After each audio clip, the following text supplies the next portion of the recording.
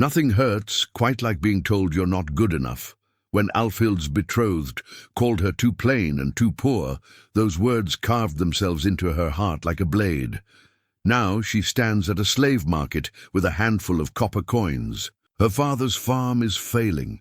She needs a strong man to help save what's left of their life. That's when she sees him, Rurik the Thunderborn, once a great war captain, now chained and broken. Nobody wants to buy this giant. But Alfhild raises her hand anyway.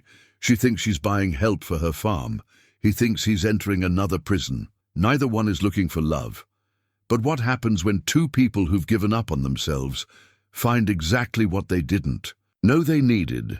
Before we jump back in, tell us where you're tuning in from, and if this story touches you, make sure you're subscribed, because tomorrow I've saved something extra special for you. The morning mist clung to the fjord like a mother's embrace, reluctant to let go. Alfhild pulled her woolen cloak tighter around her shoulders as she walked down the dirt path that led from her father's farm to the trading post of Hortvik. Each step stirred memories she'd rather leave buried. Memories of Eric's cold laughter when he'd returned her betrothal gift, a simple wooden comb she'd carved herself. "Too plain," he'd said, tossing the comb into the mud. "Too poor. My father has found me a merchant's daughter from the south. She brings cattle and silver." The words had stung worse than winter wind, but Alfhild had bent to retrieve her comb, brushed off the dirt, and held her head high. Pride was sometimes all a person had left. Now, 3 months later, that pride had been worn thin by harsh realities. Her father, Gunnar the Steady, had once been a prosperous farmer, known throughout the valley for his strong barley and fat sheep. But 2 brutal winters had taken their toll. The wolves had grown bolder, stealing livestock in broad daylight. Raiders from the eastern clans had burned their grain stores. And worst of all, Gunnar's hands, once steady as oak, now shook with the tremor sickness that had claimed his own father. Alfhild paused at the crest of the hill, looking back at the farm that held her heart.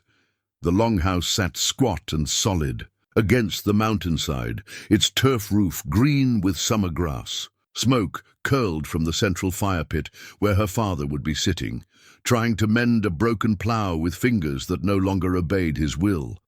The barn leaned at a dangerous angle, timber that should have been replaced last spring. The fence around the sheep pen gaped with holes that let the animals wander too close to the forest edge. It was a place that needed strong hands, a broad back, and the kind of fearless heart that could face down wolves and raiders alike. Alfhild possessed the heart, but she lacked the strength. And in a world where strength often meant survival, that was a problem she could no longer ignore. She touched the leather pouch at her belt, feeling the weight of her copper coins. Not much, barely enough to buy a decent workhorse, let alone a man. But it was all they had, scraped together from selling her mother's silver arm rings and the last of their good wool. Her mother, Astrid, had died when Alfhild was 12, taken by the fever that swept through the valley like wildfire. Before she passed, Astrid had pressed those arm rings into Alfhild's palm. "For when you need them most," she'd whispered. "A woman should always have something of her own." Alfhild had never imagined she'd trade her mother's memory for a slave, but desperation made its own rules. The trading post of Hortvik bustled with activity despite the early hour.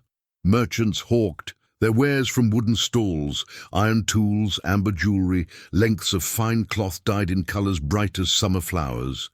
The smell of roasting meat and fresh bread made Alfhild's stomach clench with hunger, but she pressed on toward the central square where the slave auction would be held. She'd never attended one before. Decent folk didn't usually buy people, but then again, decent folk usually had options. The square was already crowded with potential buyers, wealthy farmers, ship captains in need of oarsmen, and merchants seeking household workers. Alfhild felt their eyes upon her patched dress and worn boots, and she lifted her chin in defiance of their silent judgment. The slaves stood chained in a line near the auction block, and Alfhild's heart clenched at the sight. Some were young, their faces blank with shock and despair. Others bore the scars of hard lives and harder choices. A few women clutched children to their chests, fear sharp in their eyes. These were people, she reminded herself. People whose circumstances had stripped away their freedom, just as her own circumstances had stripped away her choices. But it was the man at the end of the line who stole her breath. He stood apart from the others, not just in distance, but in presence. Where the other slaves huddled together for comfort, this man stood alone, his massive frame radiating a defiance that chains could not break. He was tall, taller than any man she'd ever seen, with shoulders broad enough to carry the weight of the world. His hair was the color of wheat, touched by flame, braided with leather cords and beads that spoke of battles won and honor earned. Scars crisscrossed his arms and chest like a map of violence, each mark telling a story of survival. But it was his eyes that held her captive. Ice blue and fierce, burning with an inner fire that spoke of unbroken spirit. Even in chains, even stripped of his weapons and his freedom, he carried himself like a king. This was no common thrall, no farmer fallen on hard times. This was a warrior, a man who had commanded respect and fear in equal measure. "That's Rurik the Thunderborn," said a voice beside her. Alfhild turned to see Bjorn the merchant, a fat man with calculating eyes who traded in everything from furs to human flesh. His tone held a mixture of awe and wariness. "They say he was the greatest war captain in all the northern territories," Bjorn continued, his voice dropping to a whisper. "Led 300 men to victory against the Danish kings. But he fell. It from grace. Betrayed by his own blood brother over a woman, lost everything in a single night, his ships, his hall, his honor. Now look at him, brought low and chained like a dog." Alfhild studied the warrior more closely. She could see it now. The way he held himself spoke of command, of men who had followed him into battle without question. Even the other slaves gave him a wide berth, sensing the danger that radiated from his still form. Who would buy such a man? She asked, genuinely curious. Bjorn laughed, the sound ugly and harsh. "That's the beauty of it. No one will. He's too dangerous for household work, too proud to break properly, and too expensive for most purses. The slave master will likely have to put him down before the day is through. Shame, really, all that strength going to waste." As if sensing their conversation, Rurik turned his head slightly, his pale eyes finding Alfhild across the crowded square. For a moment, time seemed suspended. She felt pinned by that gaze, examined and weighed in the space of a heartbeat. There was intelligence there, sharp and calculating, but also something else, a weariness that spoke of profound loss. The auctioneer called for attention, and the bidding began. Alfhild watched as slaves were sold one by one, their prices modest. For those suited to farm work, higher for those with specialized skills. A young blacksmith went for 12 silver pieces. A cook with knowledge of herbs brought 8. The women with children were sold as a group to a merchant, seeking servants for his household. And then it was Rurik's turn. The crowd fell silent as the massive warrior was led to the block. Even chained, he moved with a predator's grace. Each step measured and controlled. The auctioneer, a thin man with nervous hands, seemed reluctant to begin. "Here we have, a warrior of some renown," he began, his voice lacking its earlier enthusiasm. "Strong of back, skilled in battle, suitable for guard work or—" His words trailed off as Rurik fixed him with that ice-blue stare. The auctioneer swallowed hard and tried again. "We'll start the bidding at 10 silver pieces." Silence stretched across the square like a held breath. No hands rose, no voices called out bids. The crowd shifted uncomfortably, unwilling to meet the warrior's gaze. 8 silver pieces, the auctioneer tried, desperation creeping into his voice. Still nothing. 5 silver pieces. Surely someone needs a man of such obvious strength. Alfhild felt her heart pounding against her ribs. 5 silver pieces was far more than she possessed, but she watched as even that modest price found no takers. The crowd began to murmur among themselves, some suggesting the warrior be put down as too dangerous to sell, others debating his true. "Worth 3 silver pieces," the auctioneer called, sweat beading on his forehead despite the cool morning air. No response. 2 silver pieces, 1 silver piece. The silence was deafening. Alfhild's hand moved to her pouch without conscious thought, feeling the weight of her copper coins. They weren't silver, barely worth a fraction of even the lowest bid. But as she watched this proud warrior face the possibility of execution rather than slavery, something stirred in her chest. Recognition, perhaps. The understanding that passed between 2 souls who had been judged and found wanting by a world that valued only wealth and status. The auctioneer raised his hand, ready to declare the lot unsold, when Alfhild stepped forward. 1 handful of copper, she called out, her voice carrying across the sudden hush. Every head turned toward her. She felt their stares like physical weight, surprise, amusement, scorn. But she kept her eyes on Rurik, whose gaze had sharpened with what might have been curiosity. The auctioneer blinked in confusion. "Copper? My dear girl, this is not a market for trinkets." "It's all I have," Alfhild said simply, "and it appears to be more than anyone else is offering." A ripple of nervous laughter went through the crowd. Bjorn the merchant shook his head in disbelief. "Girl, you can't buy Rurik the Thunderborn with pocket change. He's killed more men than you've seen summers." "Then perhaps," Alfhild replied, her voice steady despite the trembling in her knees, "he understands the value of survival over pride." She pulled out her leather pouch and held it high, the coins within catching the morning light. It wasn't much, perhaps enough to buy a decent meal or a length of cloth. But it was offered freely, without mockery or calculation, by someone who understood what it meant to have nothing left to lose. The auctioneer looked helplessly between Alfhild and the crowd, clearly out of his depth. No one had ever bid copper on a man who had once commanded armies, but no one else was bidding at all. That is, the seller reserves the right to refuse inadequate offers. Take it." The voice was deep, rough with disuse, and it came from Rurik himself. The warrior spoke for the first time since being brought to the block, his words cutting through the morning air like a blade through silk. "She offers what she has," he continued, his pale eyes never leaving Alfhild's face. "There's honor in that. More than can be said for those who offer nothing and demand everything." The crowd stirred uneasily at this rebuke, but no one dared challenge the warrior directly. The auctioneer, sensing an opportunity to end this awkward situation, nodded quickly. "Sold then, to the young woman for 1 handful of copper." And just like that, Alfhild found herself the owner of the most dangerous man in the Northern Territories. The walk back to the farm passed in tense silence. Alfhild led the way down the winding path, acutely aware of the massive presence following. 3 paces behind her, the slave-master had removed Rurik's chains after payment, such as it was, but the warrior's hands remained bound with thick rope. "A precaution," the man had insisted, though his nervous glances suggested he doubted even rope would hold this giant if he chose to break free. Every few steps, Alfhild glanced back to ensure her purchase hadn't vanished like morning mist. Each time, she met those ice-blue eyes studying her with an intensity that made her stomach flutter. What had she done? In the space of a heartbeat, she'd gone from desperate farm girl to owner of a legend. The reality of it pressed down on her shoulders like a stone. "You can speak freely," she said when the silence grew too heavy to bear.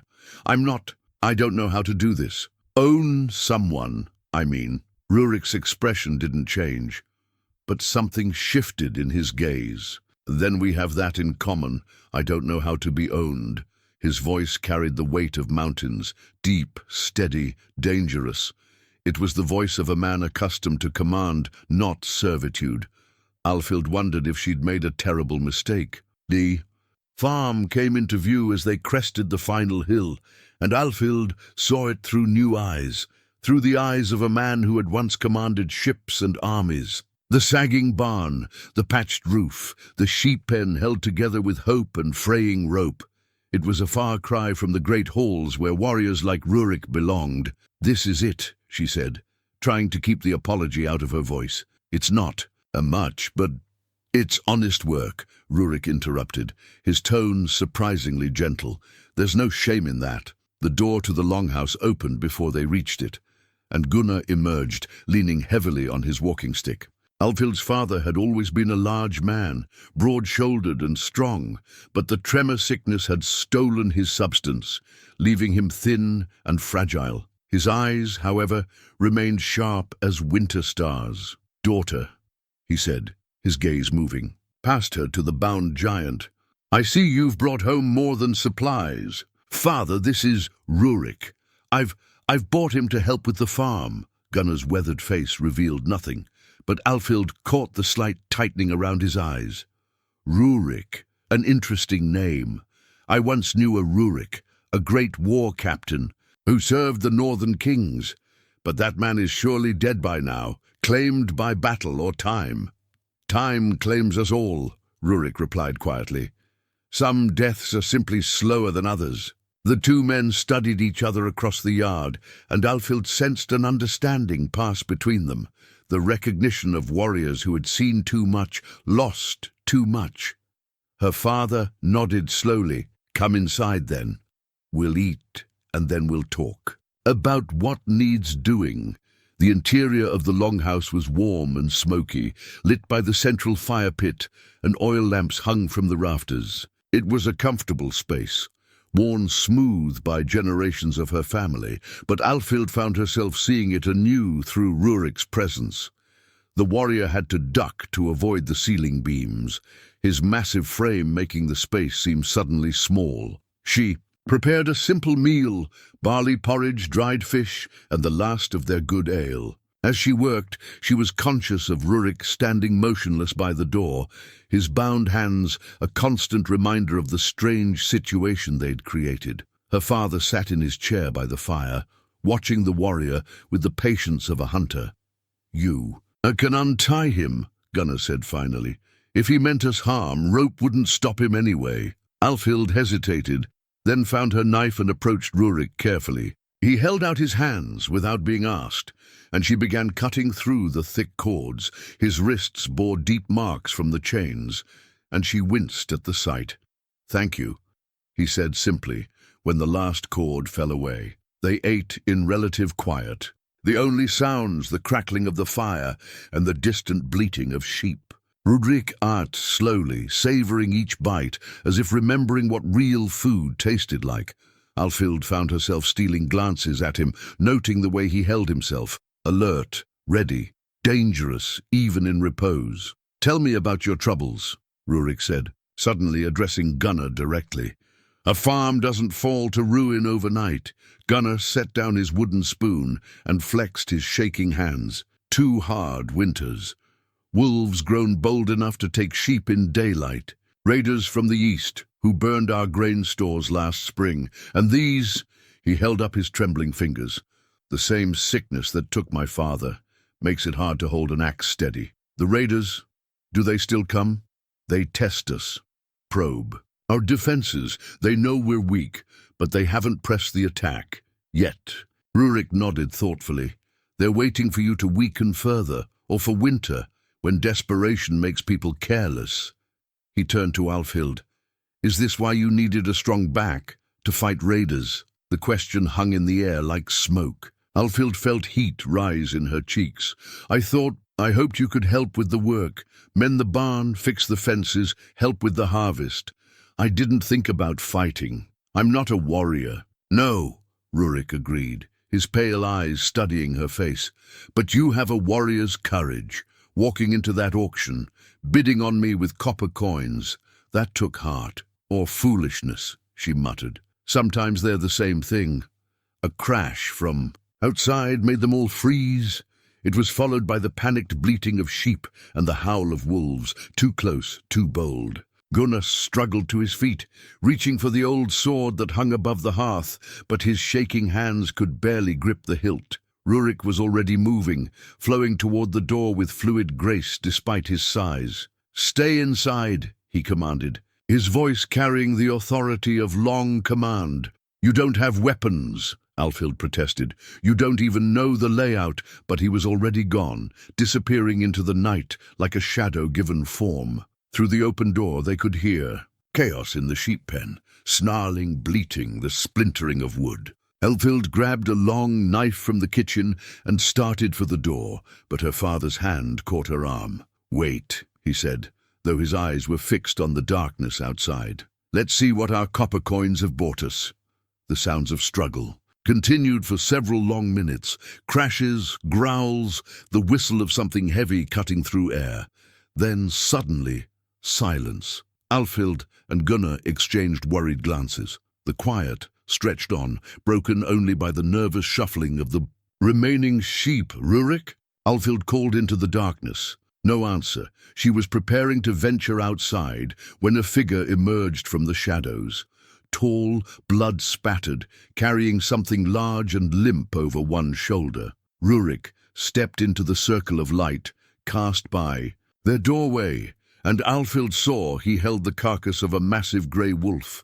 "Two of them," he reported calmly, as if he'd been checking on sick livestock rather than fighting predators bare-handed. "I broke this one's neck. The other ran when it saw its packmate fall. It won't return tonight." He dropped the wolf's body by the door and looked at his blood-covered hands with mild distaste. "Your sheep pen needs repair. The wolves have been testing it for weeks. I can see their scratch marks on the posts." They knew exactly where the weak points were. Alfhild stared at him in amazement. "You killed a wolf with your bare hands." It was young and overconfident. An older wolf wouldn't have attacked so directly. He moved to the water basin to wash. The blood from his arms. "But you're right about needing defenses. This was a probe, nothing more. They'll be back with a larger pack once they work up the courage." Gunnar lowered himself back into his chair, shaking his head in wonder. "I haven't seen fighting like that since my youth. You move like a man half your age." "Fighting keeps a warrior young," Rurik replied, "or kills him quickly." He turned to Alfhild, and she saw something new in his expression. Not warmth exactly, but a kind of recognition. "Your farm can be defended, your sheep can be protected, but it will take work, and it will take courage from all of us." "All of us?"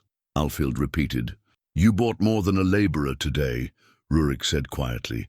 "You bought a man who remembers what it means to protect what matters. If you'll have me, truly have me, as ally rather than property, I'll help you hold this place against whatever comes." The firelight played across his scarred features, and Alfhild saw past the legend to the man beneath, wounded, perhaps, but not broken, still dangerous, but no longer alone. "Partners, then," she said, extending her hand. "Not owner and owned." Rurik looked at her outstretched hand for a long moment, then clasped it in his own massive grip. His skin was warm, calloused from years of sword work and surprisingly gentle. "Partners," he agreed. Outside, the wind picked up, carrying with it the promise of storms to come. But inside the longhouse, by the warm glow of the fire, three unlikely allies began to plan their survival. Dawn came grey and cold, painting the fjord in shades of silver and shadow. Alfhild woke to the sound of hammering, steady rhythmic blows that spoke of skilled hands at work. She dressed quickly and stepped outside to find Rurik already deep in repairs to the sheep pen. His massive frame bent over the splintered wood with surprising delicacy. He had fashioned tools from what he could find. A heavy stone for a hammer, strips of leather torn from his own clothing to bind the joints. The damaged posts were being reinforced with timber he'd somehow procured in the pre-dawn darkness, each piece fitted with the precision of a master craftsman. "You've been busy," Alfhild observed, approaching with a wooden bowl of porridge and warm ale. "Sleep is a luxury I've learned to do without," Rurik replied, accepting the food gratefully. "I wanted to assess our defenses properly before the next attack." "You think they'll return so soon?" Rurik paused in his eating, his pale eyes scanning the tree line. "Wolves are persistent creatures. Last night's encounter taught them we have on teeth, but it also showed them we're only 3 defenders. They'll test us again, probably tonight." The casual way he spoke of impending danger sent a chill through Alfhild that had nothing to do with the morning air. In the space of one night, her world had shifted from the familiar rhythms of farm life to the harsh calculations of warfare. "What can I do to help?" Rurik studied her for a moment, and she had the unsettling feeling he was taking her measure, in ways that went beyond the physical. "Can you use that knife you carry, not for cutting bread, but for cutting enemies?" The directness of the question caught her off guard. I don't know. I've never had to." "Then we'll find out together. But first, we need weapons. Real weapons, not kitchen tools and farm implements." Alfhild thought of the old sword hanging above their hearth, the one her father could no longer lift steadily. "There's my grandfather's blade, and some spear points in the storage house, but nothing that would fit you." "A warrior makes do with what he has," Rurik said simply. "Show me." They spent the morning in the storage house, a musty building that held the accumulated tools and treasures of 3 generations. Alfhild watched as Rurik examined each item with the focused attention of a craftsman evaluating his materials. He selected a long ash pole intended for roof repair, tested its weight and balance, then began binding one of the old spear points to its end with careful precision. "Your grandfather was a warrior?" he asked as he worked. "Yes, he fought in the raids against the southern kingdoms. Father said he was fearless in battle." She paused, running her fingers along the edge of a rusted axe head. "He died when I was small, took a wound that never properly healed. The mark of a true warrior, carrying his battles with him always." Rurik hefted the completed spear, testing its balance with a few experimental thrusts. "This will do well enough." As the day progressed, their partnership began to take shape through small acts of cooperation. Rurik reinforced the barn door, while Alfhild gathered the scattered sheep back into their pen. He showed her how to read the signs of wolf presence, scratches on bark, disturbed earth, the particular way grass bent when large predators passed through. In return, she shared the intimate knowledge of the farm that only years of living there could provide. Which paths the sheep preferred, where the grain was stored, how to predict the weather by the way the wind carried scents from the mountains. Her father emerged from the longhouse around midday, his walking stick tapping against the ground as he surveyed their morning's work.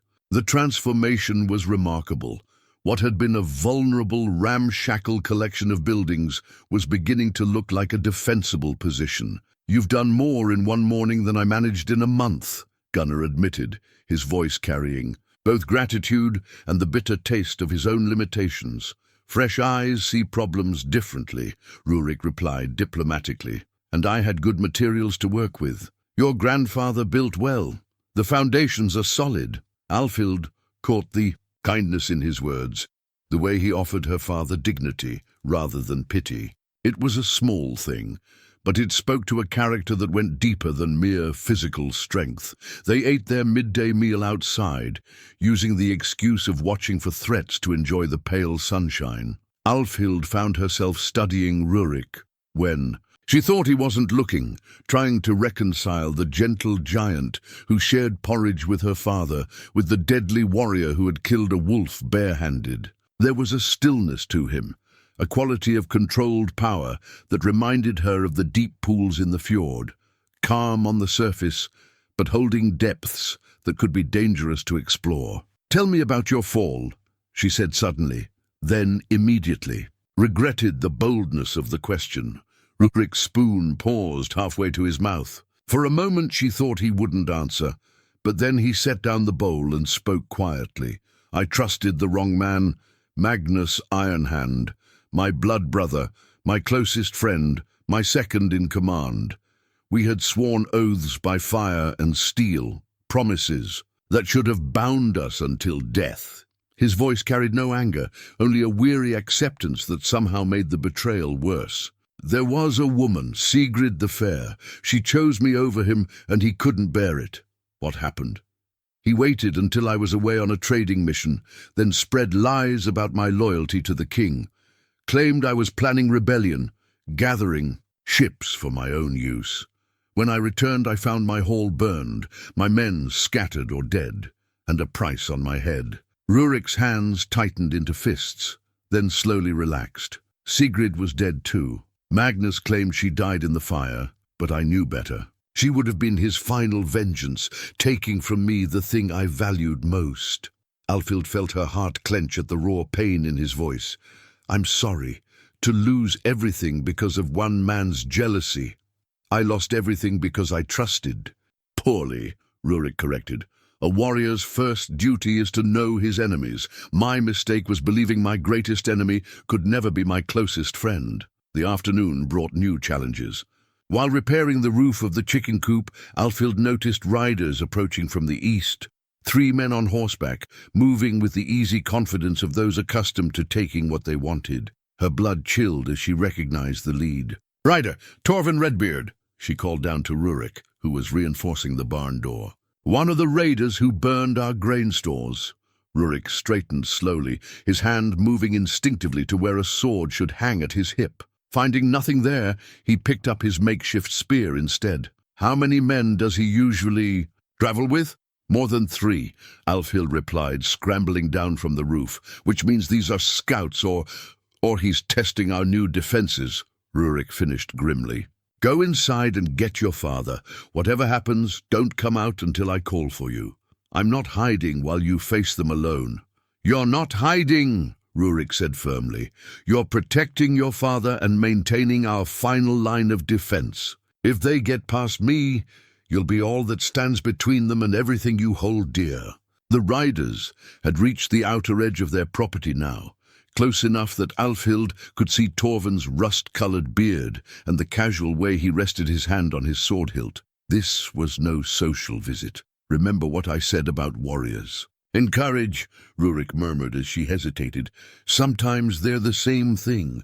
Alfhild nodded reluctantly and hurried toward the longhouse, her mind racing with possibilities, none of them good. Through the doorway she watched as Rurik positioned himself in the center of the yard, spear held loosely but ready, his massive frame radiating the kind of casual menace that made smart men think twice about their choices. The iron ring her grandfather had forged for their door seemed heavier in her hands as she pulled it shut, the sound echoing like a challenge thrown down between enemies. Through the narrow window slot, Alfhild watched the confrontation unfold, with her heart hammering against her ribs. Rurik stood motionless in the center of the yard, his makeshift spear held with the casual confidence of a man who had faced down armies. The 3 riders approached slowly, spreading out in a loose arc that spoke of practiced intimidation. Torvin Redbeard was exactly as she remembered, broad-shouldered and cruel-eyed, with the kind of swagger that came from years of taking what he wanted without consequence. His companions were younger, hungrier, the sort of men who followed stronger leaders in hope of easy spoils. "Well, well," Torvin called out, as he reined in his horse just beyond spear range. "Old Gunnar has found himself a new farmhand,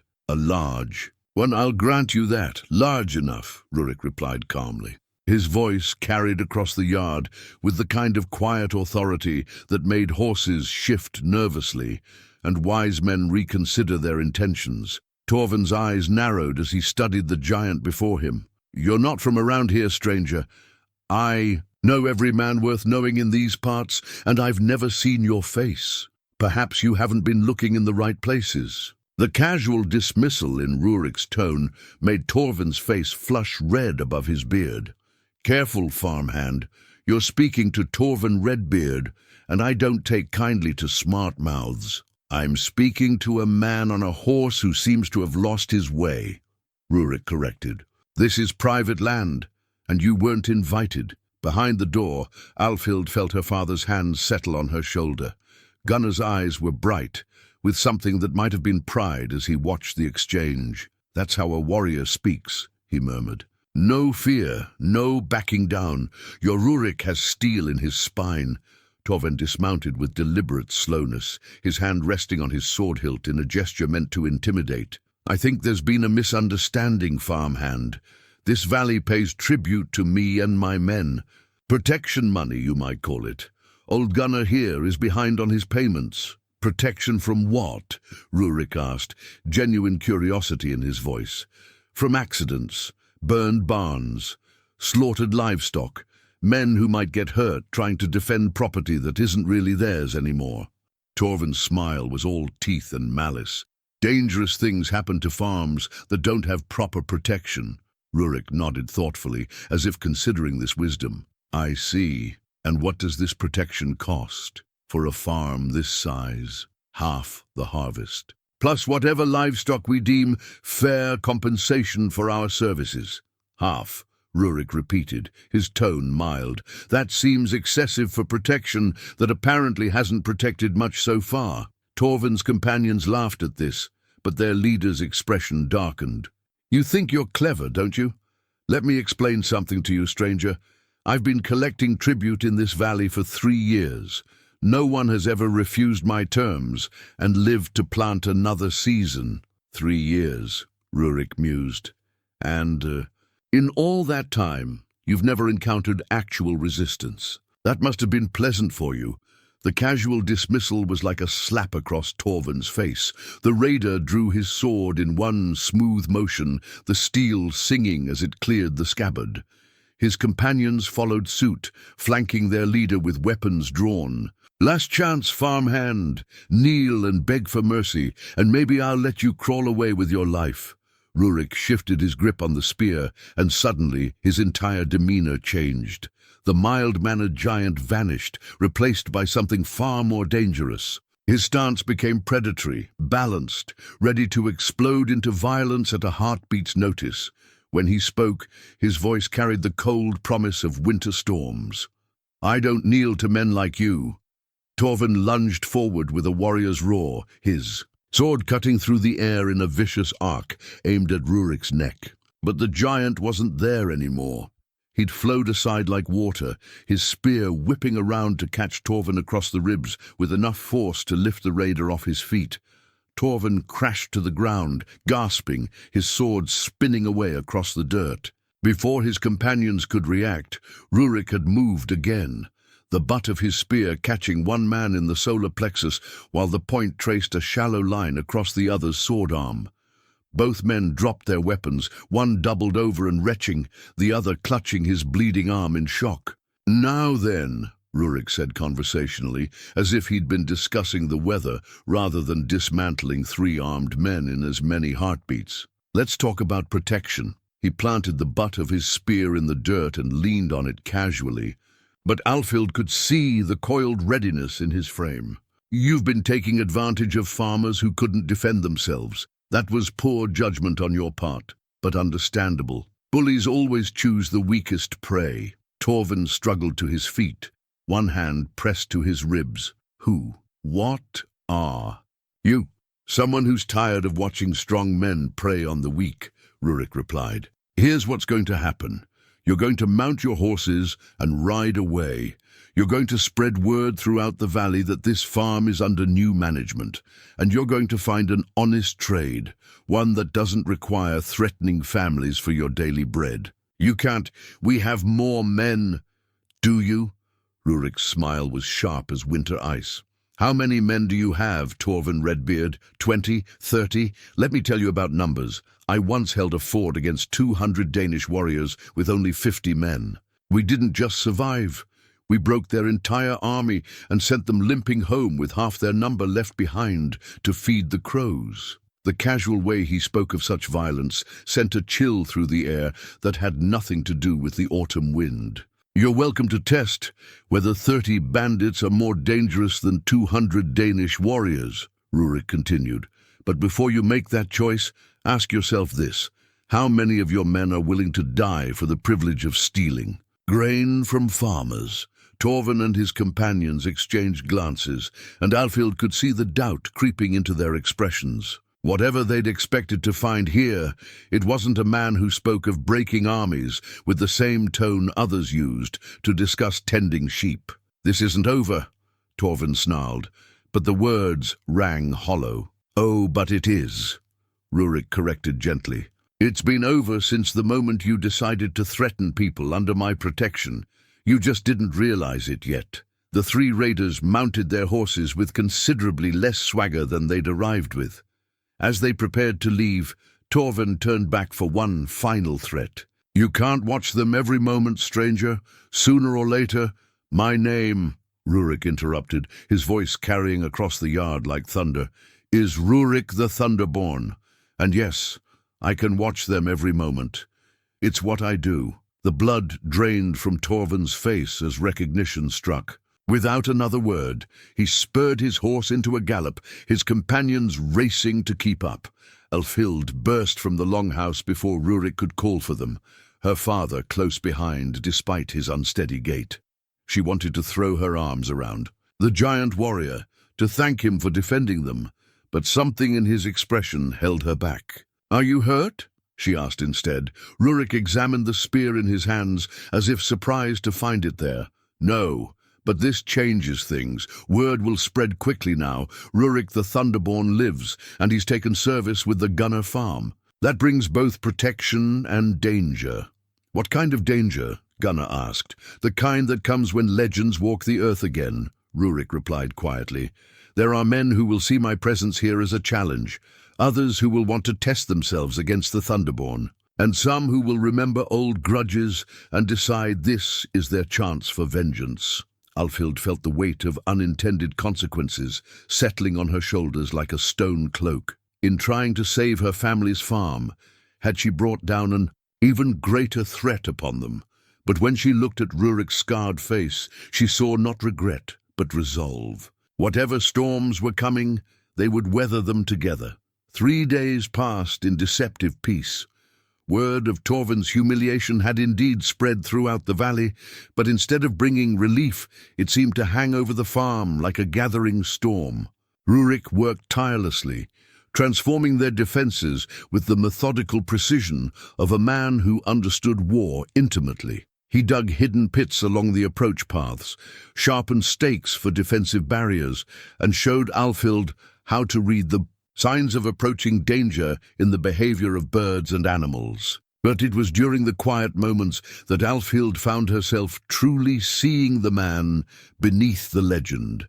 She discovered him one morning before dawn, sitting by the dying embers of their fire pit, carefully mending one of her father's old tunics with surprising delicacy. His massive hands, so deadly in combat, moved with the patience of someone who had learned to value small comforts. "You don't have to do that," she said softly, not wanting to startle him. Rurik looked up, his pale eyes reflecting the ember light. "In my wandering years, I learned that useful skills are never wasted. A warrior who can only fight is poorly equipped for peace. Is that what you want? Peace?" The question seemed to catch him off guard. He set down the mending and studied her face in the dim light. "I used to think peace was what weak men settled for when they couldn't win glory in battle. But sitting here, watching the sun rise over land that's cared for and protected rather than conquered. Yes, I think I do want peace." Alfhild settled beside him on the rough wooden bench, close enough to feel the warmth radiating from his large frame. "Tell me about your wandering years. After Magnus betrayed you." Rurik was quiet for so long she thought he wouldn't answer. When he finally spoke, his voice carried the weight of old sorrows. "I spent 2 years as a masterless man, selling my sword to whoever would pay. Ship captains who needed extra muscle, merchants requiring protection, petty kings fighting over scraps of territory. It was honest work, but it felt like slow poison. Each battle meant less. Each victory felt hollow." He picked up a piece of kindling and fed it to the embers, watching the flames dance to life. "I began to understand why some warriors court death in battle, not from courage, but from weariness. When everything you've built turns to ash, it's tempting to follow it into the fire. But you didn't. No, though there were nights I came close." His smile was rueful, touched with old pain. "The final blow came when I was captured during a raid on the southern coasts. Not through superior enemies or clever tactics. I was simply too drunk to fight properly.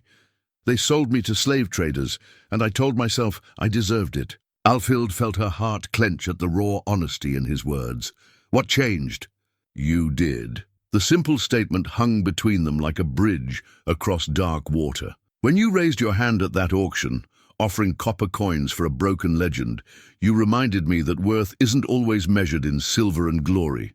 Sometimes it's measured in courage and kindness. The space between them seemed to shimmer with unspoken possibilities. Alfhild found herself studying the strong line of his jaw, the way morning light caught the gold in his beard.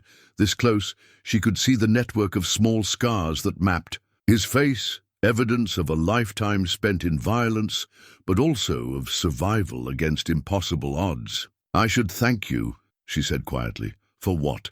For making me feel brave. I've never thought of myself as courageous, but when you speak of what I did at the auction..." She shrugged, suddenly shy. "It makes me feel like someone worth knowing." Rurick's expression softened in a way that transformed his entire face. "Alfhild of the copper coins, you are worth knowing, worth protecting, worth..." A distant horn blast cut through the morning air, long and mournful, coming from the direction of the trading post. Both of them froze, recognizing the signal. 3 long blasts meant raiders in significant numbers, too many for the local militia to handle alone.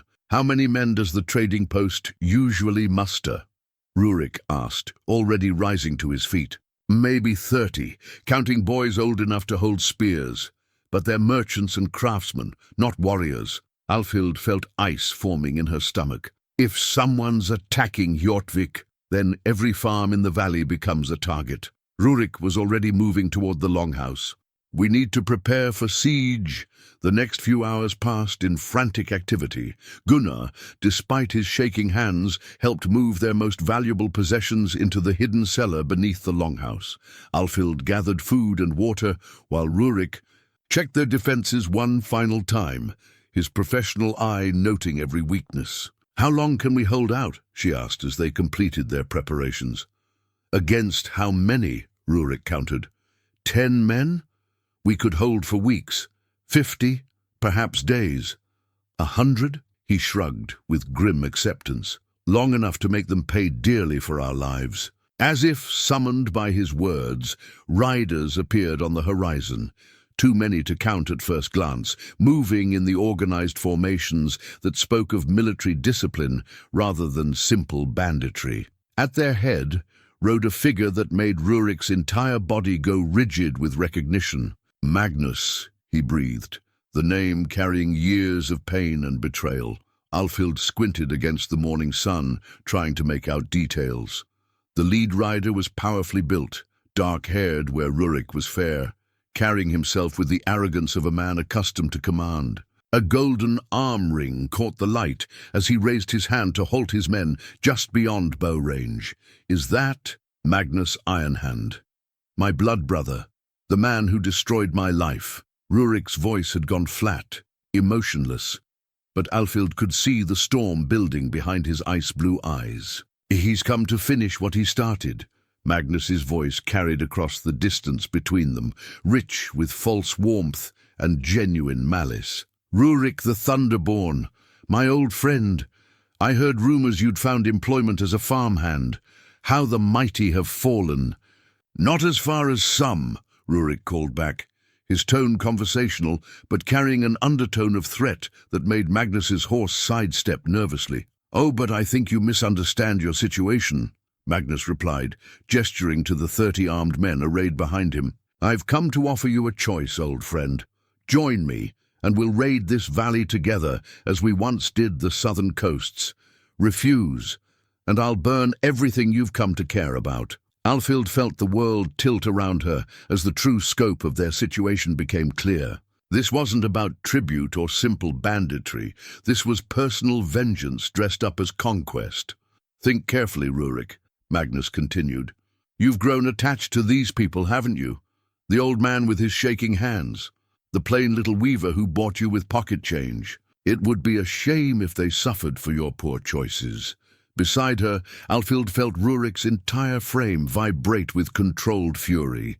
When he spoke, his voice carried the promise of winter storms and the finality of avalanches. "Magnus Ironhand, you were my brother once. For the sake of that lost bond, I'll give you one chance to ride away and forget you ever saw this place."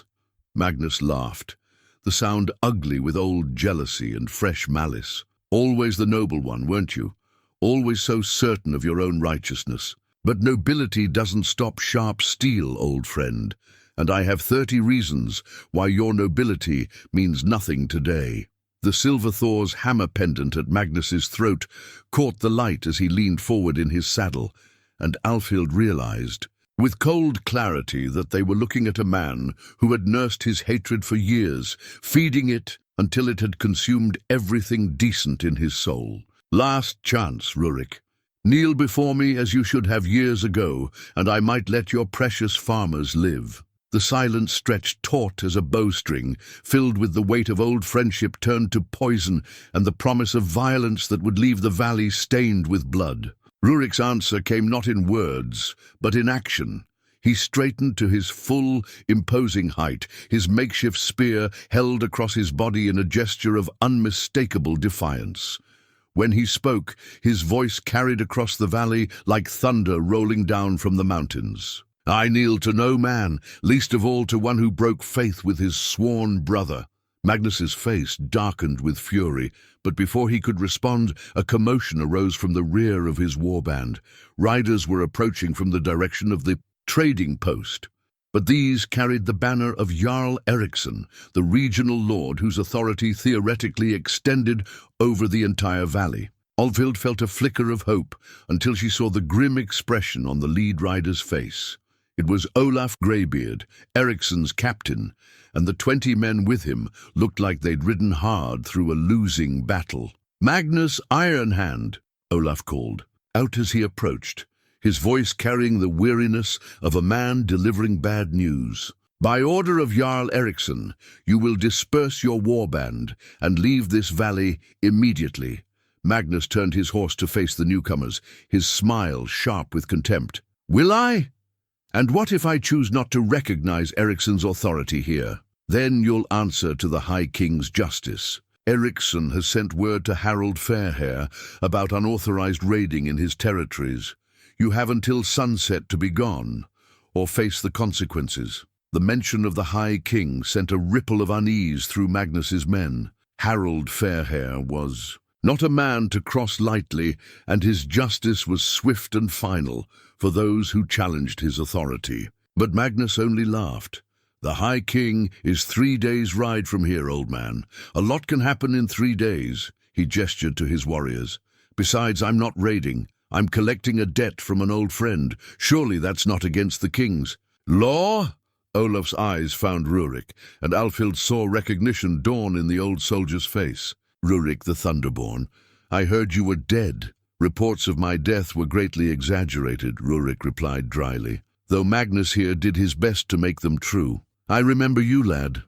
Fought beside your father at the Battle of Hafrsfjord. Good man, Harald Redbeard. He'd be proud to see his son standing tall again." Olaf turned back to Magnus, his hand resting on his sword hilt. "Whatever quarrel you have with Rurik, it ends here. The Jarl has given his word that these farms are under his protection." "The Jarl's protection?" Magnus's voice dripped with scorn. 20 men against 30. Those aren't very good odds, Captain." "Perhaps not," Olaf agreed calmly, "but they're better than they were 5 minutes ago." He raised his horn and blew. 3 sharp blasts, a signal that was answered from multiple directions around the valley. Alfhild watched in amazement as farmers emerged from hidden positions throughout the area, armed with everything from proper weapons to farm tools. They might not be professional warriors, but they were men defending their homes, and that gave them a strength that went beyond mere numbers. "It seems," Rurik observed with quiet satisfaction, "that you're not as popular in this valley as you thought, Magnus." For the first time since his arrival, Magnus looked genuinely uncertain. His raid had been planned as a swift strike against an isolated farm, not a pitched battle against determined defenders. The odds had shifted dramatically, and not in his favor. "This isn't over, brother," Magnus snarled, his use of the old term of affection twisted into something ugly. "I'll see you brought low, one way or another." "You already tried that," Rurik replied quietly. And yet here I stand with people willing to fight beside me. Can you say the same? The question hit its mark. Alfhild could see some of Magnus's men exchanging glances, clearly uncomfortable with their leader's obsession with personal vengeance. They'd signed up for profitable raiding, not a blood feud that might bring the High King's wrath down on their heads. Magnus seemed to sense the shift in his men's loyalty. With visible effort, he brought his temper under control and forced his expression into something resembling reasonableness. Perhaps you're right, old friend. Perhaps this isn't the time or place for settling old scores. He gathered his reins, preparing to wheel his horse around. But remember this, winter is coming. The Jarl's men won't patrol these valleys when the snows are deep. We'll speak again when the spring ice breaks. It was a threat wrapped in a promise, and everyone present understood it as such. Magnus would be back, probably with more men and a better plan. This confrontation was merely postponed, not resolved. As Magnus led his warband away, Olaf approached the farm boundary where Rurik waited. The old captain studied the legendary warrior with eyes that had seen too many battles and buried too many friends. "You've chosen a hard path, lad," Olaf said finally. "Magnus Ironhand has a long memory and powerful friends. He won't forget this humiliation." "I stopped caring about Magnus's memory the day he betrayed me," Rurik replied. "But I appreciate the Jarl's protection. Not many lords would risk their men for a few farm families. Ericsson's a good man, believes in protecting those who can't protect themselves." Olaf's gaze shifted to Alfhild, taking in her simple dress and calloused hands. "Besides, we've heard stories about a certain young woman who had the courage to bid on the Thunderborn with nothing but copper coins. Tales like that travel fast in a land that values courage above gold." Alfhild felt heat rise in her cheeks at the unexpected praise.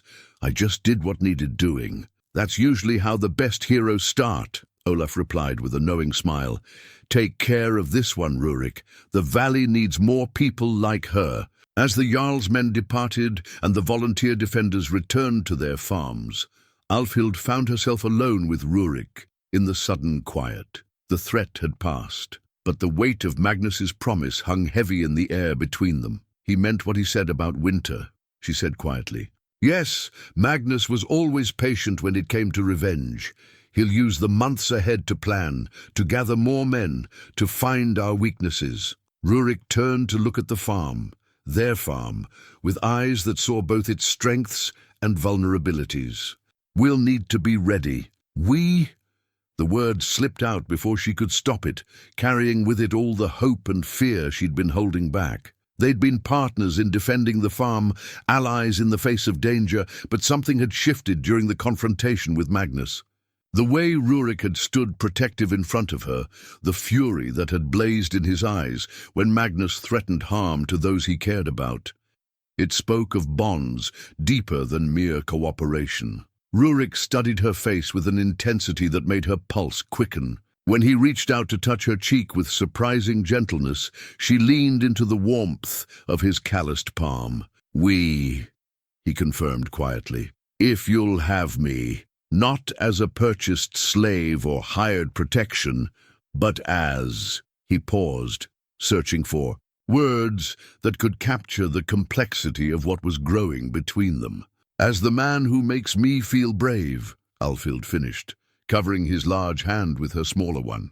"As the partner who stands with me against whatever storms are coming." "The storms will be fierce," Rurik warned, his thumb tracing the line of her cheekbone. "Magnus won't rest until he's destroyed everything I care about. Being close to me puts you in terrible danger, and being close to me puts you at risk of caring about something again," Alfhild replied. "I'd say we're even." Rurik's laugh was soft, touched with wonder at the strange turns fate could take. "A copper coin purchase that became a partnership that became something worth fighting for," Alfhild finished, standing on her toes to press her forehead against his. In the distance, storm clouds gathered over the mountains, promising harsh weather ahead. But standing in the circle of Rurik's arms, Alfhild felt ready to face whatever winter might bring. Winter arrived early that year, bringing with it a silence that felt more ominous than peaceful. Snow fell in thick curtains, isolating the farm from the outside world and muffling even the distant sounds of the forest. Alfhild had grown accustomed to the rhythm of their new life. Mornings spent checking the strengthened defenses, afternoons working alongside Rurik to maintain their preparations, evenings gathered around the fire with her father, sharing stories and planning for spring. But it was the nights that had become precious beyond measure. Hours spent talking quietly while the wind howled outside, learning the map of each other's scars, both visible and hidden. Rurik spoke of battles fought in lands whose names she could barely pronounce, while she shared memories of her mother's gentle wisdom and her grandfather's tales of honor. Somewhere in those exchanges, what had begun as partnership had deepened into something that made her heart race whenever their hands touched. The morning that changed everything dawned clear and bitter cold. Alfhild was in the storage house, counting their remaining grain supplies, when she heard voices from the main yard, too many voices and all unfamiliar. Her blood chilled as she crept to the small window and peered out. Strangers filled their courtyard, perhaps a dozen men, armed but not threatening, their travel-stained clothes and exhausted postures speaking of a long, hard journey. At their head stood a woman unlike any Alfhild had ever seen. Tall and golden-haired, she moved with the fluid grace of a born warrior, a sword at her hip and mail glinting beneath her fur-lined cloak. But it was her face that stole Alfhild's breath, beautiful beyond measure, with the kind of ethereal loveliness that belonged in scald songs about goddesses walking among mortals. Rurik stood before them in the center of the yard, and Alfhild's heart clenched at the expression on his face. Shock, joy, disbelief, emotions chased each other across his features like clouds racing before a storm wind. Seagrid, he breathed, the name carrying years of longing and loss. The golden woman smiled, and Alfhild felt something die inside her chest. "Hello, my love. I told you I would find you again. But you're dead," Rurik said, his voice hollow with confusion. "Magnus said you died in the fire. I saw your hall burned. Your people scattered. Magnus told you many lies," Seagrid replied, stepping closer. "Yes, he burned my hall. Yes, he scattered my people, but I escaped that night, though it cost me dearly." She pulled back her cloak to reveal a network of scars along her left arm and shoulder, burn marks that spoke of a desperate flight through flames. "I've spent 3 years gathering loyal men, hunting for any trace of what became of you." Alfhild pressed her back against the storage house wall, her mind reeling. Seagrid the Fair, the woman for whom Magnus had betrayed Rurik, the love whose supposed death had driven him to despair. She was alive, she was here, and the way Rurik was looking at her made Alfhild feel like her heart was being torn from her chest. "How did you find me?" Rurik asked, and Alfhild could hear the wonder in his voice, the joy of a man who had thought his deepest hope was lost forever. "Tales travel, even to the remote places where I've been hiding," Seagrid replied. "Stories of Rurik the Thunderborn taking service with a farm family, standing against Magnus Ironhand and his raiders. I knew it had to be you. No other man would have the courage to face him after what he did to us." She reached out to touch Rurik's face with gentle fingers, and Alfhild watched him lean into the caress like a man dying of thirst, finding water. "I never stopped believing you were alive somewhere, never stopped hoping we would be reunited." 3 years, Rurik murmured. 3 years I mourned you, blamed myself for your death, and I spent 3 years planning our revenge," Seagrid interrupted, her beautiful face hardening with determination. "Magnus Ironhand will pay for what he did to us, my love, but not here, not in this place where you've been playing at being a farmer." The casual dismissal in her words hit Alfhild like a physical blow. Playing at being a farmer, as if everything they'd built together, every moment of growing trust and deepening affection, was nothing more than a temporary diversion. "This isn't play," Rurik said, and Alfhild heard something defensive in his tone. "These people gave me shelter when I had nothing. They've become important to me." Sigrid's laugh was musical, beautiful, and utterly without understanding. Of course they have. You always did have a soft heart for strays and lost causes, but surely you can see that this rustic life is beneath you. You're Rurik the Thunderborn, not some farmhand tending sheep. She gestured dismissively toward the longhouse, and Alfhild saw her father's face appear briefly in the doorway before withdrawing. Come with me, my love. I have ships waiting. Loyal men who remember your greatness. We can reclaim what was stolen from us, rebuild our power, make Magnus pay for his treachery. And the farm? Rurik asked quietly. The people here who depend on my protection will manage as they did before you came. Seagrid's tone suggested the question was irrelevant. Peasants always find a way to survive. It's what they do. Alfhild felt tears sting her eyes at the casual cruelty of the dismissal. Peasants, as if her father's steady courage, her own determination, to save their home, the community that had rallied to defend them, as if none of it mattered compared to the glorious life Seagrid was offering. I need time to think, Rurik said finally, his voice strained with conflicting emotions. Of course, Seagrid replied graciously, but don't take too long, my love. My ships are anchored in a hidden cove, but winter storms make staying dangerous. And Magnus grows stronger with each passing season.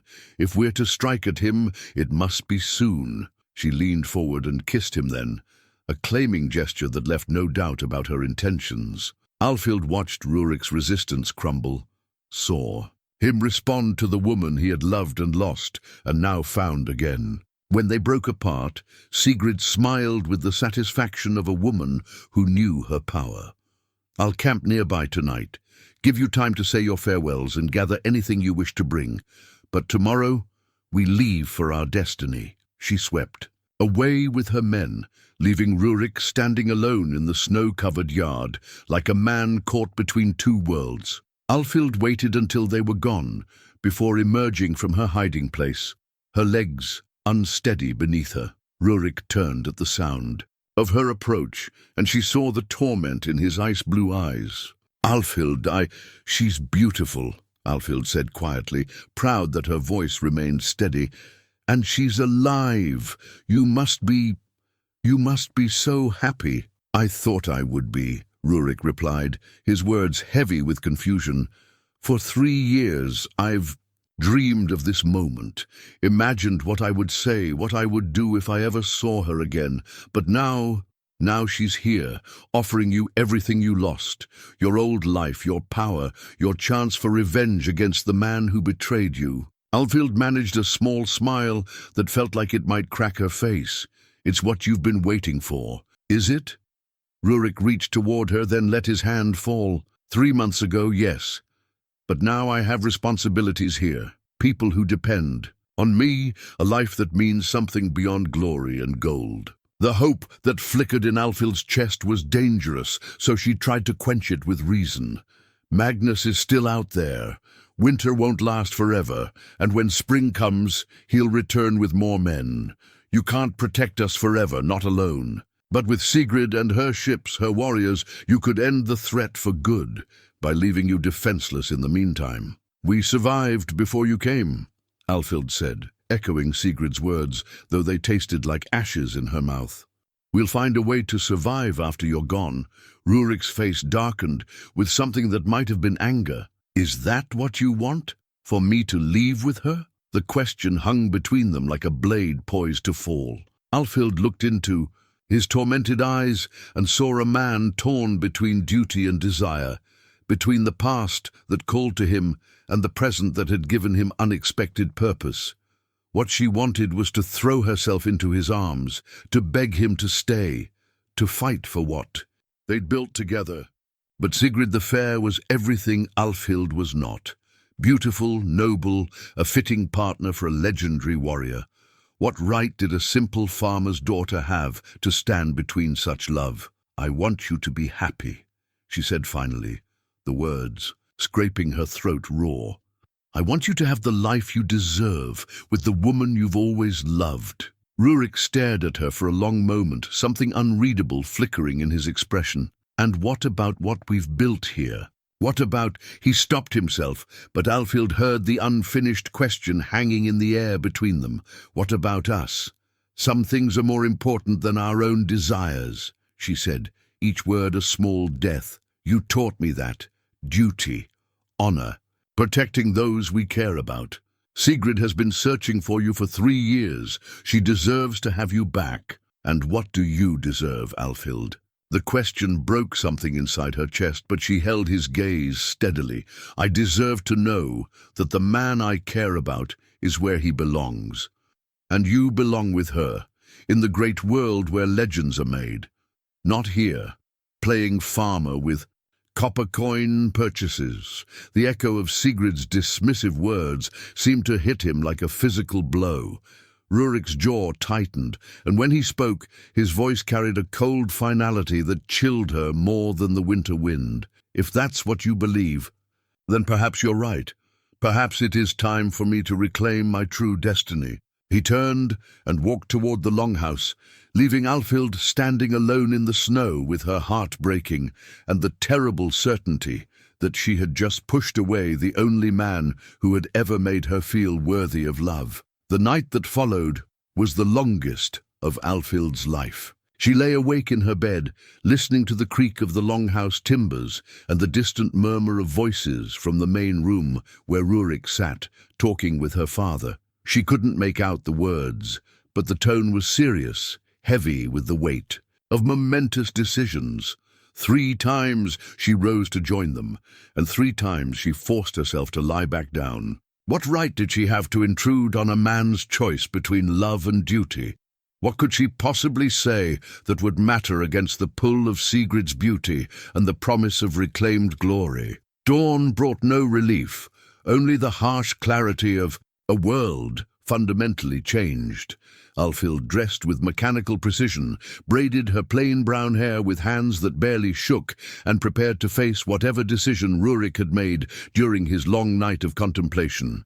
She found him in the barn, methodically checking the animals and ensuring they had sufficient feed. The actions of a man preparing for departure. Her heart clenched, but she forced her expression to remain neutral. "Good morning," she said quietly. Rurik looked up from the sheep pen, and she saw shadows under his eyes that spoke of a sleepless night. "Alfhild, we need to talk." The words every woman dreaded hearing, especially when spoken in that careful, formal tone. She nodded, not trusting her voice, and followed him outside, where the morning air bit at her cheeks like tiny knives. "I've made my decision," he said without preamble. "I'm leaving with Seagrid." Even though she'd expected it, the words hit her like a physical blow. She managed to keep her face composed, proud of the steadiness in her voice when she replied, "I think that's wise. She's offering you everything you lost, power, purpose, the chance to right old wrongs." "Yes," Rurik agreed. But something in his tone suggested the answer brought him little joy. "Magnus needs to be stopped, and I can't do that from here. With Sigrid's ships and men, we can end his threat permanently. And after that, will you rebuild your hall, reclaim your lands?" "Perhaps. Seagrid has plans, great plans that stretch beyond simple revenge." His ice-blue eyes studied her face with uncomfortable intensity. "She speaks of uniting the northern territories, of building something greater than what we had before." It sounded impressive. The stuff of saga, songs and legends. So why did Rurik sound like a man discussing his own funeral arrangements? "When do you leave?" Alfhild asked. "This morning. Seagrid wants to reach her ships before the next storm front arrives."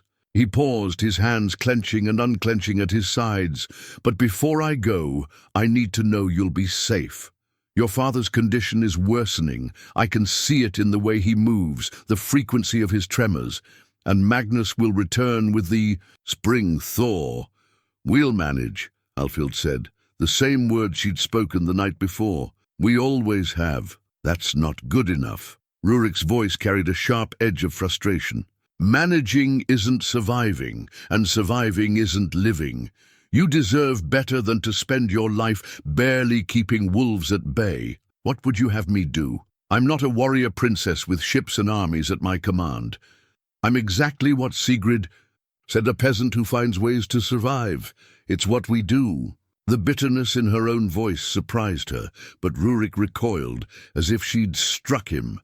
Is that really what you think of yourself? What you think I see when I look at you? I think you see someone who was kind to you when you needed kindness. Someone who reminded you that you were more than a broken slave. Alfhild forced herself to meet his gaze directly.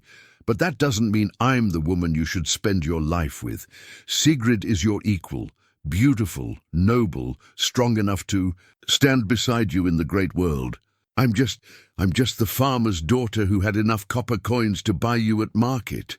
Rurik stared at her for a long moment, then laughed, a harsh, bitter sound that held no humor. Copper coins. Yes, let's talk about those copper coins. He reached into his belt pouch and withdrew something that made Alfhild's breath catch. Her mother's silver arm rings, the ones she'd sold to raise money for the auction. They gleamed in the morning light, polished to a soft shine. I bought them back, Rurik said quietly. The first week I was here, when your father sent me to the trading post for supplies. I found the merchant who'd purchased them and paid twice what he'd given you to get them back. Alfhild stared at the rings, her throat tight with emotion. Why? Because I understood what they meant to you, what you'd sacrificed to help your family, because I wanted you to have them back when you were ready. His voice grew softer, more intimate, because even then I was beginning to understand that you were the bravest person I'd ever met. Brave. She laughed shakily. I was desperate. Desperate people do things that look like courage but are really just the last throw of the dice. No. Rurik stepped closer. Close enough that she could see the gold flecks in his beard, smell the familiar scent of leather and winter air that clung to his clothing. Courage is exactly what you showed that day, and every day since. Facing down, Torvund's threats, standing beside me against Magnus, pushing me toward the life you think I deserve, even when it breaks your heart to do it. The last words were spoken so softly she almost missed them. When their meaning penetrated, she looked up sharply to find him watching her with an intensity that made her pulse race. You think I don't know? He continued. You think I can't see what it costs you to send me away with smiles and reasonable words? You think I'm blind to the way you looked at Seagrid yesterday, not with jealousy, but with the resignation of someone who believes she could never measure up? Because I can't, Alfhild whispered. Look at her, then look at me. She's everything a hero's woman should be. She's everything I thought I wanted. Rurik interrupted. Beautiful, yes. Noble, certainly. Strong in her own way. But Alfhild. He cupped her face in his large, calloused hands. She doesn't make me want to be a better man. She makes me want to reclaim the man I was before, to rebuild the life I lost. But you make me want to become someone I've never been, someone worthy of the trust you placed in me with those copper coins. Alfhild felt tears spill over despite her best efforts to contain them.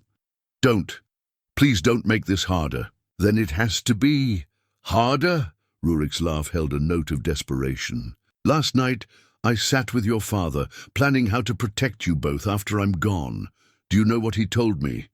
She shook her head, not trusting her voice. He said that watching me with you has reminded him what it looked like when he fell in love with your mother, that he hasn't seen you truly happy since before her death until these past few months. Rurik's thumbs traced the tears on her cheeks with infinite gentleness. He said that any man who could walk away from love like that didn't deserve to find it in the first place. He's a sentimental old man who wants to see his daughter settled before he dies. Alfhild managed through her tears. He's a wise man who recognizes something precious when he sees it. Rurik leaned his forehead against hers, and she could feel the tremor in his hands where they framed her face. I love Seagrid.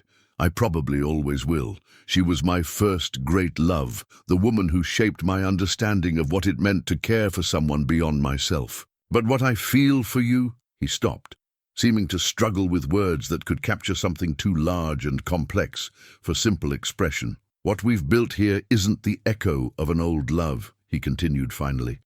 It's something entirely new, Something that grows stronger every day instead of feeding on memory and longing. You don't make me want to reclaim my past, Alfhild. You make me want to build a future." The words hung between them like a bridge across a chasm, beautiful and terrifying in their implications. Alfhild wanted to cross that bridge, wanted to throw herself into his arms and damn the consequences, but the image of Seagrid's golden beauty, her casual confidence, her rightful claim on the man who had loved, her first held her back. "She's been searching for you for 3 years, Alfhild said, the words scraping her throat raw. "She's gathered loyal men, planned revenge against your enemy, kept faith that you were alive when everyone else had given up hope. She deserves honesty," Rurik agreed. "And so do you, and so do I." His hands tightened slightly. On her face, not painfully, but with the desperation of a man trying to hold on to something precious. "So here is my truth, Alfhild of the copper coins. I choose you. Not because duty demands it, not because I'm settling for less than I deserve, but because you are more than I ever dared to dream I might find again." Before she could respond, the sound of approaching horses shattered the moment. They sprang apart, turning toward the path where Seagrid and her men were riding up to the farm, clearly expecting to depart with their recovered hero. Rurik straightened to his full height, his expression settling into the mask of controlled determination that Alfhild had learned to associate with his most dangerous moods. "Time to face the consequences of my choice," he said quietly. Then louder, addressing the approaching riders. "Seagrid, we need to talk." The golden woman's smile faltered slightly at something she saw in his face, but she dismounted gracefully and approached with the confidence of someone who had never doubted her welcome. "Of course, my love. Are you ready to reclaim our destiny?" Rurik was quiet for a long moment, his pale eyes moving between Seagrid's expectant face and Alfhild's tear-stained one. When he spoke, his voice carried the finality of a man who had wrestled with his demons and emerged victorious. "I found a different destiny, one that doesn't require reclaiming the past but building something new." The silence that followed was so complete that Alfhild could hear her own heartbeat thundering in her ears, and the distant sound of her father's walking stick tapping against the longhouse door as he emerged to witness whatever storm was about to break. Sigrid's face went through a series of expressions: confusion, disbelief, and finally a cold fury that transformed her ethereal beauty into something sharp and dangerous. When she spoke, her voice carried the cutting edge of winter wind. "A different destiny. Rurik, surely you jest. What destiny could possibly compare to reclaiming what was stolen from us? To making Magnus pay for his betrayal? The destiny of a man who chooses love over vengeance," Rurik replied steadily. "Of someone who builds instead of destroys." Sigrid's laugh was musical and utterly without warmth. "Love? You speak of love with this..." Her contemptuous gaze swept over Alfhild, taking in her simple dress, her work-roughened hands, her plain features. "This peasant girl who bought you like livestock." "This woman," Rurik corrected, his voice carrying a dangerous undertone, "who saw worth in a broken man when no one else would even bid on him. Who offered partnership instead of ownership, courage instead of pity." "Partnership?" Seagrid's voice rose with incredulous anger. "Rurik the Thunderborn, scourge of the Danish coast, terror of his enemies, and you speak of partnership with a farmer's daughter? Have you forgotten who you are? What you were meant to be?" "I've remembered who I want to be," Rurik replied calmly. "And it's not the man who lived for battle and glory alone." Seagrid stepped closer, her hand moving to rest on his chest in a gesture both intimate and possessive. "The fever of captivity has addled your mind, my love. 3 years as a slave, then months playing at common labor. It's no wonder you've forgotten your true nature. But I'm here now. I can remind you of what we had, what we can have again." She reached up to touch his face, but Rurik gently caught her wrist, stopping the caress before it could land. The rejection hit Seagrid like a physical blow, her perfect features twisting with pain and rage. "You would throw away everything we built together, everything we planned, For what? A tumble-down farm and a woman who could never understand the greatness within you? I would choose a future over a past, Rurik said quietly. I would choose building something new over rebuilding something that was broken from the start. Broken? Seagrid's voice cracked with outrage. What we had was perfection. Two warriors united in purpose, equals in strength and ambition. She pointed at Alfhild with unconcealed venom.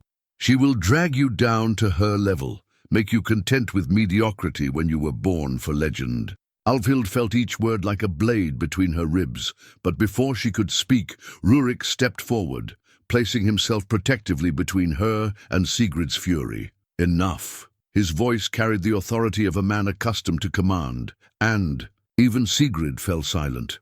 You speak of Alfhild as though courage and kindness are weaknesses, as though building a life of meaning is somehow beneath us. You're wrong. I'm wrong?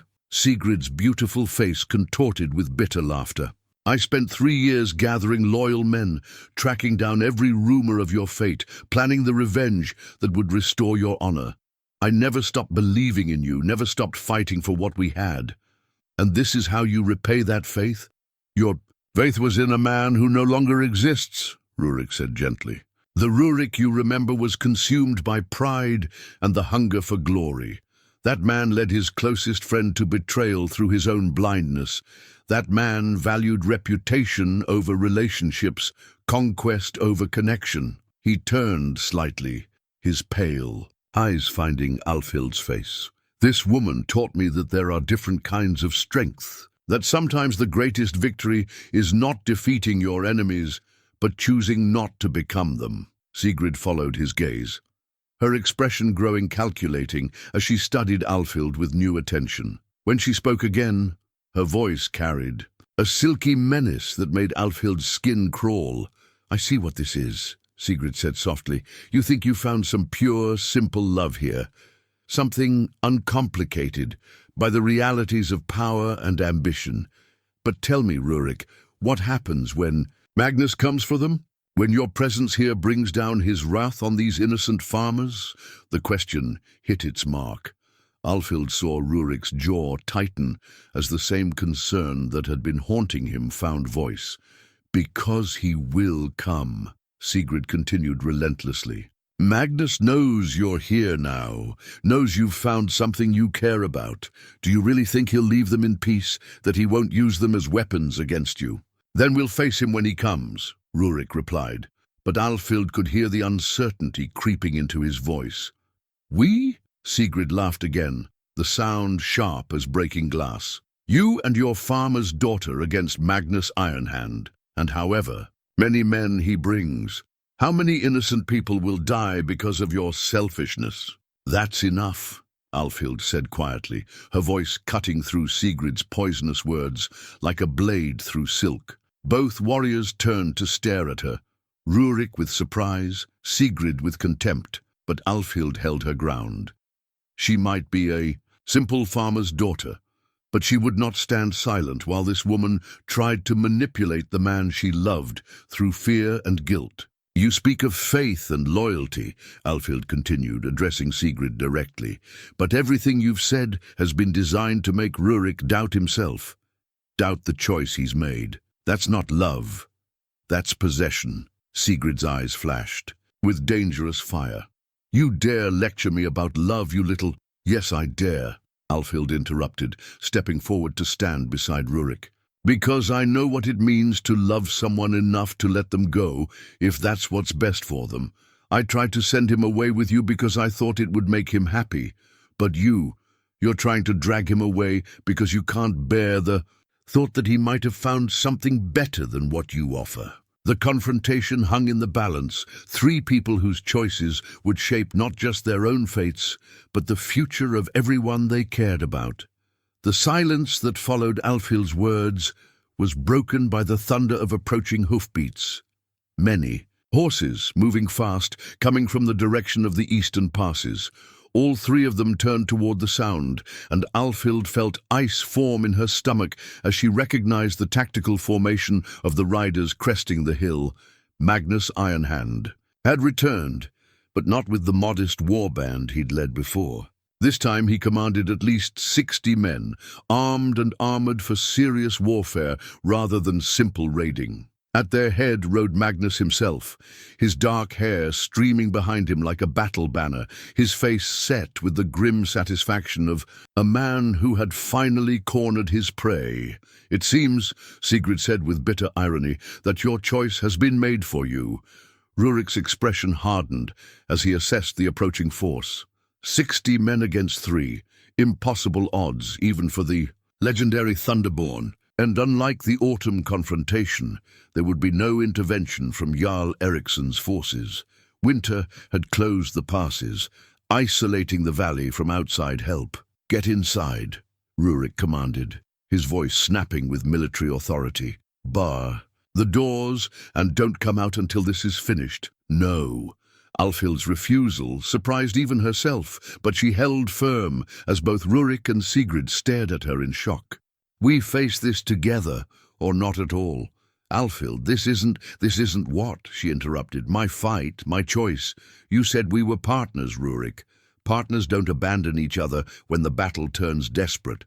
Magnus's warband had reached the outer boundary of the farm now, spreading out in a loose circle that effectively trapped them all. The dark-haired warrior himself rode forward alone, stopping just beyond spear range, with the casual confidence of a man who held all the advantages. "My dear brother," Magnus called out, his voice carrying easily across the snow-covered yard. "How touching to find you here, surrounded by the people you've chosen over your own blood." "You were never my blood after you betrayed me," Rurik replied coldly. "Blood doesn't lie, doesn't scheme, doesn't murder innocent women to satisfy wounded pride." Magnus's face darkened at the accusation, but he didn't deny it. "Seagrid the Fair, I heard rumors you had survived that night, but I chose not to believe them." "A pity. Your death was supposed to be quick and clean." Sigrid's hand moved to her sword hilt, her entire body radiating deadly intent. "Clean? There was nothing clean about what you did, you treacherous dog. You murdered my people, burned my hull, destroyed everything I had built. You chose him over me," Magnus replied with the simple logic of madness. "Everything that followed was the consequence of that choice.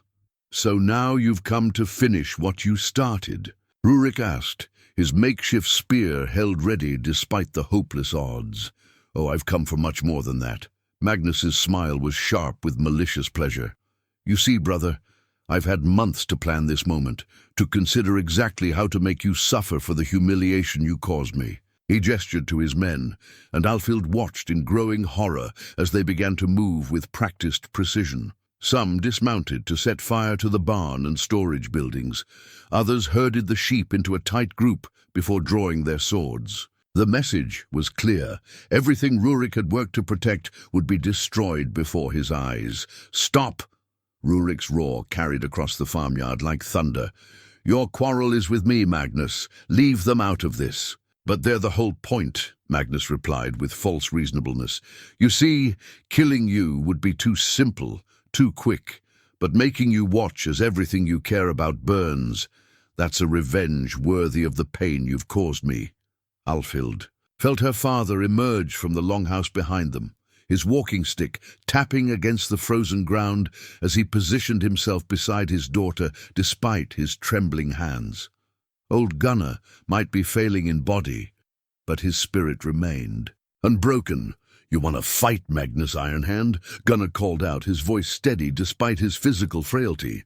"Then face us properly, as warriors should. Single combat, you against any champion we choose." Magnus laughed at the suggestion. "Honor? From a family of farmers? I think not. Afraid to face me without your army to hide behind?" Rurik challenged, stepping forward. "It seems captivity has made you cautious, brother." The taunt hit home. Magnus's face flushed with anger, and several of his men shifted uncomfortably. A leader who refused single combat when challenged appeared weak, and weakness bred doubt. "Among followers? Very well," Magnus snarled. "You want to die with a sword in your hand instead of being cut down like cattle.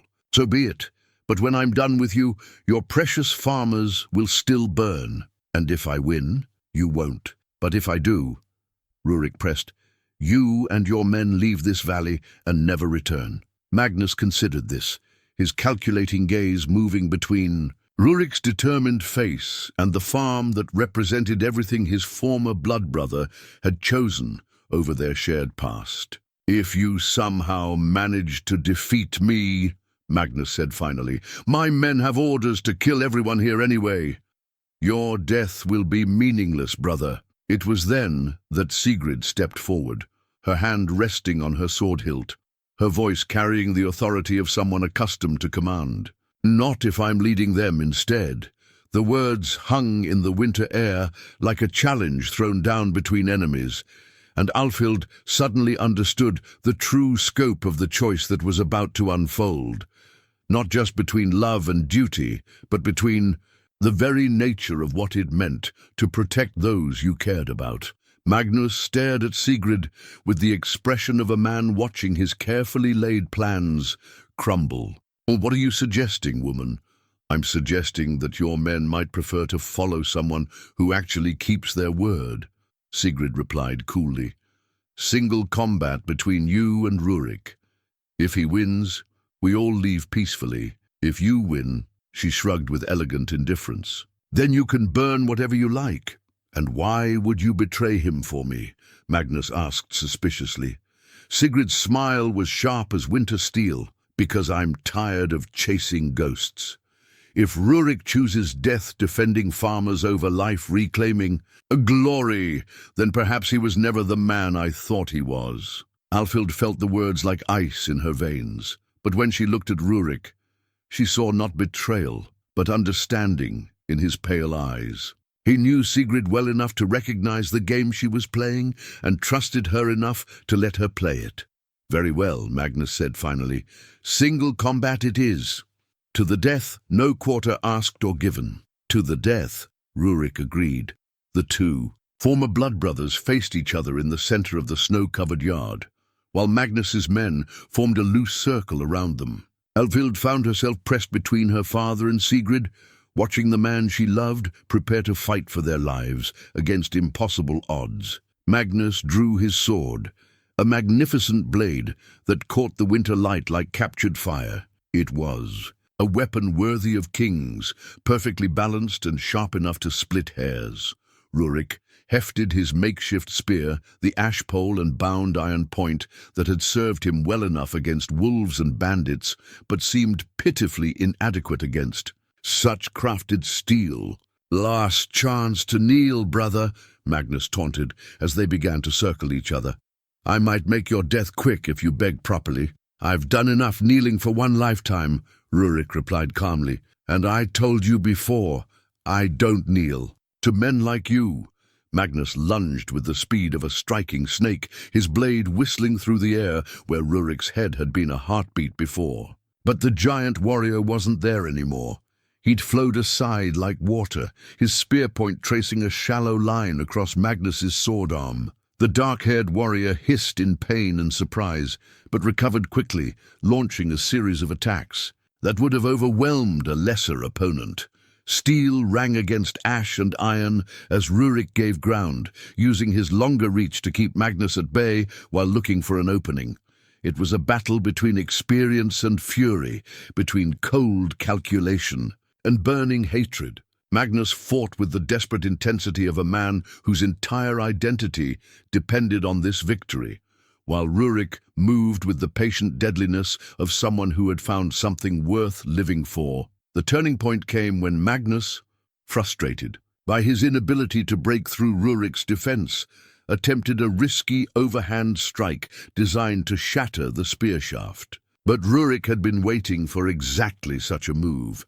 He stepped inside the arc of the blow, letting the sword pass harmlessly over his shoulder while driving his spear point deep into Magnus's chest. Magnus stood frozen for a moment, staring down at the iron point that had pierced his heart. When he looked up at Rurik, his expression held not anger, but a strange kind of relief. "Brother," he whispered, and fell forward into Rurik's arms. Rurik lowered his former friend gently to the snow, closing Magnus's eyes with surprising tenderness. Rest now. The war is over. For a moment, absolute silence reigned over the farmyard. Then Seagrid stepped forward, her voice carrying the authority of unquestioned command. "It's finished," she announced to Magnus's men. "Your leader is dead, your cause is lost. Any who wish to serve under my banner are welcome. Those who prefer to seek their fortunes elsewhere are free to go." To Alfhild's amazement, most of the warriors nodded their acceptance. They had followed Magnus out of habit and the promise of easy plunder, but few had any real loyalty to a dead man's obsessions. Under Seagrid's leadership, they might find more profitable employment elsewhere. As the warband prepared to depart, Seagrid approached. Rurik one final time. The golden woman studied his face with eyes that held both sadness and understanding. "So this is truly your choice?" she asked quietly. "This farm, this simple life, this woman who will never understand the greatness you're capable of. This woman understands something more important than greatness," Rurik replied, his arm settling around Alfhild's shoulders. "She understands worth that isn't measured in glory or gold. She taught me that some things are more valuable than conquest. Things like loyalty freely given, courage without expectation of reward, love that sees past legend to the man beneath." Seagrid nodded slowly, and for the first time since her arrival, her expression softened with something approaching genuine warmth. "Then perhaps you have found something I never could give you. Perhaps you found peace." She leaned forward and kissed his cheek, not the claiming kiss of the day before, but the gentle farewell of someone releasing what was never truly hers to hold. "Be happy, Rurik the Thunderborn. Be happy with your copper-coin bride and your farmer's life. And if the songs ever speak of Seagrid the Fair, let them say she was wise enough to know when to let go." She mounted her horse and rode away without looking back, leading Magnus's former men toward whatever destiny awaited them beyond the mountains. Alfhild watched them go with a mixture of relief and sadness. Relief that the threat was past. Sadness for the beautiful woman who had loved deeply but not wisely. "No regrets?" Alfhild asked as the last rider disappeared over the hill. Rurik pulled her closer, his large hand gentle on her face as he traced the curve of her cheek. "Only one. That it took me so long to understand what I was really fighting." "4. And what's that?" "Home," he said simply. "Not a hall filled with gold and glory, but a place where I'm valued for who I am rather than what I've done. A woman who sees past the legend to the man who just wants to tend sheep and mend fences and grow old in peace." Alfhild rose on her toes to kiss him, tasting the salt of tears. She hadn't realized she was crying. "Then welcome home, Rurik the Thunderborn. Welcome to the life we'll build together." Behind them, her father leaned on his walking stick and smiled. Watching his daughter embrace the future she'd been brave enough to choose. And in the spring that was still months away, they would plant new crops in soil, enriched by the ashes of old wars, building something beautiful from the foundations of courage, love, and the wisdom to know that sometimes the greatest victories are won not by conquering others, but by conquering yourself. The copper coins that had started it all rested safely in Alfhild's pouch alongside her mother's silver rings, symbols of the past and promises of the future, reminders that worth comes in many forms, and love is always the greatest treasure of all.